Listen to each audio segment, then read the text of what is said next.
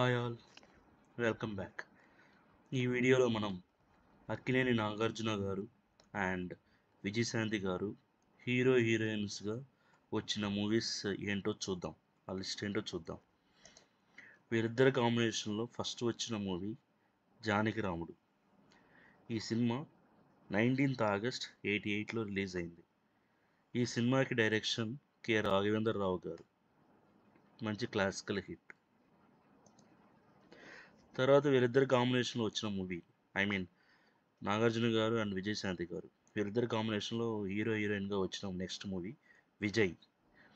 ఈ cinema 19th January 1989లో release అయింది.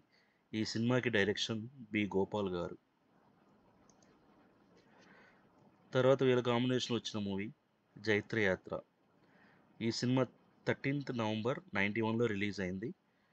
ఇది మూడవ సినిమా విజయశాంతి గారు అండ్ నాగార్జున గారి కాంబినేషన్లో హీరోయిన్స్గా. ఇదే వాళ్ళ ఆఖరి చిత్రం. వాళ్ళిద్దరి కాంబినేషన్లో ఆఖరి చిత్రం. ఈ చిత్రానికి direction Narayanarao Uppalapati. Thank you so much. Thanks for watching. Have a great day.